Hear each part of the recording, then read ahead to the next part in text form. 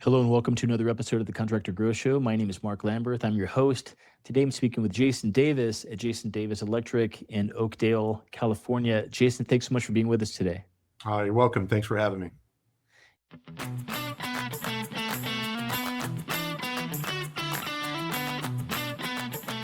Yeah, so we've been talking here before the show. I've already just really enjoyed our conversation so far. I'd love to just start by hearing what services you provide for your customers specifically. Well, we do a pretty large variety of things. We do everything down from hourly residential service calls all the way up to ground up commercial, light industrial facilities, facility maintenance management. A few companies we do that for. We do service calls, commercial, industrial. So we pretty much try and have a large variety of everything that we can do to try and stay more lucrative in the industry and try not to pigeonhole ourselves too much. Gotcha. And what percentage of your customers or the work that you do, I suppose, is commercial versus residential? Right now, we're probably about a 70-30 commercial. Residential space is pretty crowded right now. A lot of people going out on their own, cut their rates. They're doing work for $80, $100 an hour, where I can't really compete with that. So the market's pretty saturated in residential service industry right now with that. And also California is kind of a different market for electricians. I don't know where you guys are from, but we have that state certification out there, and with the unions really pushing really hard in the valley here, taking up a lot of the workforce, it's really hard to compete. And so the general contractors and handymen are actually really starting to do a lot of the residential service calls as well. So it's a pretty saturated market. Oh, interesting. Yeah. But why other than the handymen going into the residential market, I mean, are there actually more people going in to become electricians?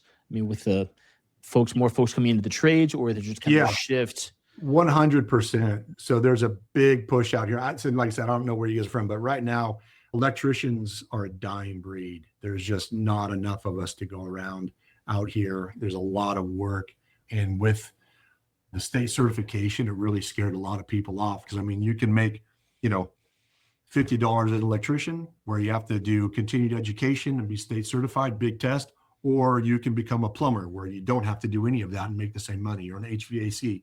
So it kind of depleted the market of workforce there, because it also makes it harder for a contractor to get qualified help, because they have to be either an e-trainee or in a state certified apprenticeship program, or, a certified journeyman. Technically, there people skirt around that, and there's different ways to do it. But, and also, I mean, the best electricians aren't the guys that are good at doing tests and taking classes, right? We're the guys, and so I would rather, I mean, I'll give you a little story. I had an electrician working for me. He was a young guy, went through a technical school and to become an electrician. Great kid,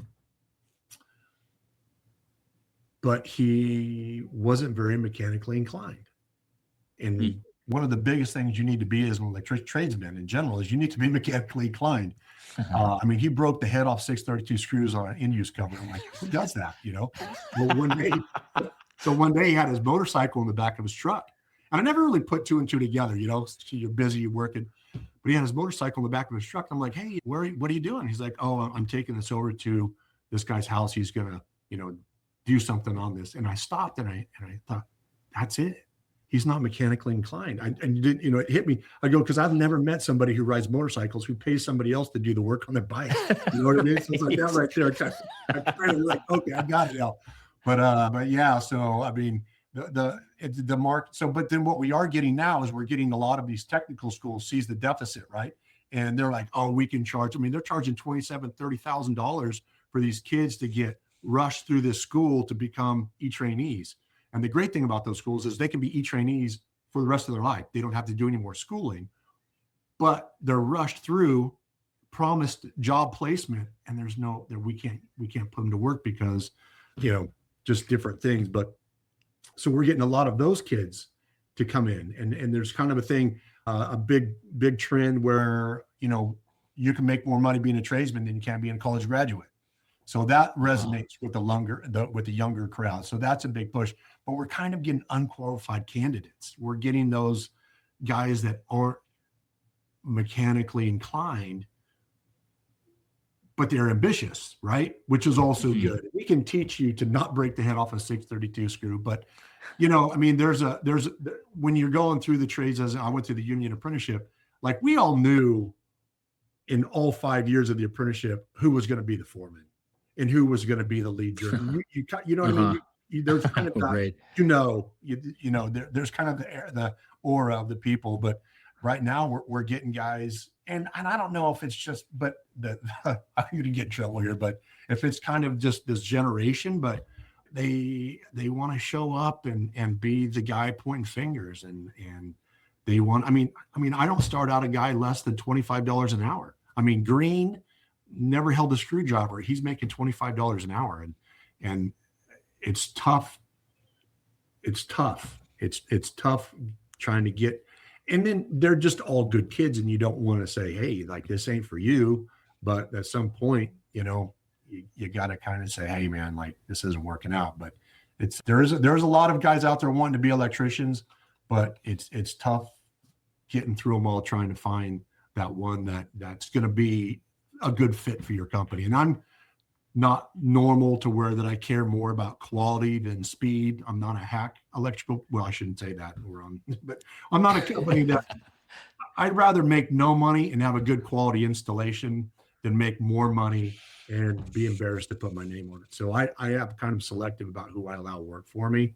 And but there are a lot more electricians out there trying to be electricians, definitely out here because of that. But as far as quality electricians, it's not what it used to be. In a long way around the story, but anyway, yeah, okay, yeah, super helpful and interesting. So here a few years back, you had been semi-retired, but then decided here in the last couple of years to actually kind of pick back up steam. Your son has come in on the team, wants to be an electrician and head down his dad's footsteps, sounds like. Yeah. So tell me about that, what the process is right now of kind of rebuilding and kind of regrowing the company where it had been kind of leveled off for a while and just a little bit slower. What process are you in right now to kind of regrow it? Well, it's the thing about scaling is it takes money. You have to have a strategy and you have to have money. What I'm doing right now is I'm concentrating a lot on AI, getting into some SEO AI stuff. We are getting qualified to a lot of you have to be qualified now to do any prevailing wage work with school districts and stuff. So we're actively doing that. I've kind of stepped back in what my day-to-day process is as far as the business goes. My wife has stepped in. She's actually the majority owner of the company now. My son's an officer, and I'm really kind of delegated more of the day-to-day to them. But I'm just trying to step back from what I envisioned my company of being and how I wanted it to run, because my son wants to come in, and even though he's a second-year apprentice, he's been doing it like I did. So we come from long lines of electricians. My uncle, my grandpa, my brother, my cousins were all electricians. So he wants to be so he's been doing it for a long time. I've got pictures of him at 9 years old putting light fixtures together on a job site. So I'm kind of trying to stay out of their way and let them kind of do and go the direction that they want to go. But also they have to listen to me and say, hey, if you're wanting this type of a company, we have to do it this way. But really they're basically doing all the day-to-day operations as far as that goes. But I'm just working more behind the scenes of, networking, getting in, kind of revisiting some old customers that on my larger jobs that I wasn't going to be doing anymore because I was kind of cutting down on how much labor force I was going to have and things like that. But I've scaled down as far as trying to cut overhead. A lot of business owners get caught up, and it's natural. I mean, have an ego. You want shirts with your names and your hats, and which the only reason I have this because my kids. It's a big thing. You want your name everywhere, and everybody does it, and it's fun to watch other people go through what I went through back 16 years ago. But at the same time, it's kind of a waste of money. A guy went out on his own a couple of years ago, or he'd been out on his own for about a year. And he called me up. He was all excited about having a radio commercial on. Yeah, that's ego. I told you about that. You're not going to get any. You're not going to get any work from some guy driving in his car during commute hour on KKBM. But the big thing about business owners is just really, you want to mitigate liability and you want to decrease as much overhead as you can. And everybody wants fancy trucks. And my uncle, who I kind of pseudo got my business from, bought from when I left the union, where there's money everywhere, brand new tools and trucks, and he opened his business in 1975. We're sitting there and I come in there and I'm a big union guy and he's a non-union contractor, and I'm not really bagging on him. It was like, hey, why don't you upgrade your trucks? And he kind of sits there for a minute and he says, he's got, at the time it was a 2008, and there was like a 2005 truck, and he had like a 1984 Ford, half ton. And he goes, you know how much money that truck makes? And I said, nope. He goes, as much money as that truck makes. And it kind of resonated with me. I was like, yeah, that's right. Like, both of those trucks make the same amount of money. And within reason. I mean, you want to look professional on the job. You know what I mean? When you leave the customer's house, you want a giant puddle of oil on it. But I mean, it kind of resonated. It's like, okay, look, like when you need to buy a new vehicle, you buy it. But just because you want to look fancy doesn't mean, but I mean, if you're making tons of money and you've got so much profit, you've got to use it. That's one thing. But I mean, a lot of guys that get in business and they want to just buy a brand new trucks, all this stuff. And then what happens in 2 or 3 years, they get a slow time or they make a mistake on a job. And then now they're double back and like, shit, I can't pay any of my bills. And unfortunately, a really, really good contractor who just made a bad business decision gets taken out. And it's unfortunate, but happens a lot. Interesting. So keep your overhead low. Yeah, that's what I do. I mean, my overhead, based on my gross income, my overhead's ridiculous. I mean, my overhead right now, I believe, is like $1,200 a month, $1,500 a month. Oh, no kidding. Wow. Yeah. And we'll gross over $1 million this year. Wow. Yeah. That's amazing. That's great advice. Well, fantastic, Jason. If folks are looking for a great electrician to work with in Oakdale, well, let me ask this: what's the radius that you work in? How far do you go around Oakdale? Well, so I'll pretty much travel anywhere if the money's right. Certain customers we don't ask, but for like service calls, I like to stay within 30, 45 minutes of the shop. We'll do an hour if it's a repeat customer. Like we work for a company that subcontracts for PG&E, which is a utility company.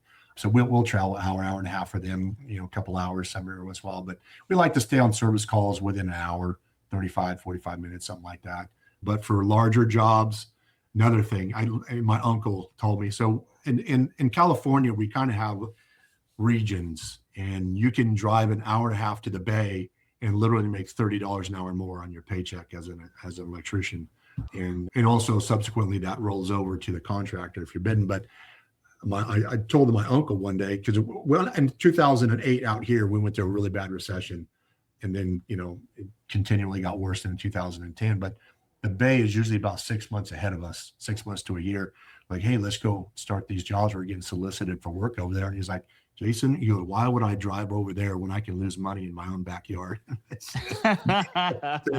Yeah, that makes sense. But and his thing was, it's like, it's really hard to monitor a job that's 2.5, 3 hours away and catch it from going in the toilet when you can just sit here and basically, manage the job. You might not make as much money, but you're not going to take a hit either because, it's going to be on more look. So that being said, I don't travel for large jobs. I don't care. I mean, it's going to have to be a good customer, something like that. I'm not a normal contractor.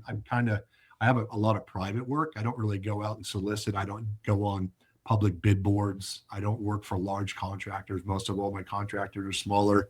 It's all private work. So but then at the same time, there's pros and cons to that. And you don't always stay busy. That's why my labor force stays around 3 to 5 year round, and then ramp up on a big job to 10 or 12. And then, but yeah, I'll try and stay around in about an hour and a half for larger jobs. Gotcha. Okay. Fantastic. Well, if you're in the Central Valley California, around Oakdale, Stockton, Modesto. I'm looking for a great electrician to work with for commercial or residential. Get in touch with Jason Davis Electric. What are the best ways for folks to get in touch with you, Jason? They can find us. We're on Instagram, Facebook. We've got a website, jasondaviselectric.com, or you can reach us in the office at 209-322-2275. 2275. Great. And let's see here. So jasondaviselectric.com also forwards to jasondaviselectric.net. I saw. Yeah. Yeah. Okay, great. It didn't have .com at the time, so I had to go .net, but they both go to the same place. I don't know. Sure. Perfect. I let other people more intelligent than me deal with that. Sure. Great. We'll get in touch with Jason Davis Electric, jasondaviselectric.com, or 709-322-2275. It's 209. Oh, 209. 209, yeah. 209-322-2275. Yeah. Perfect. Great, Jason. Well, thank you so much for coming on today and sharing the story of your company. No problem. Thanks for having me.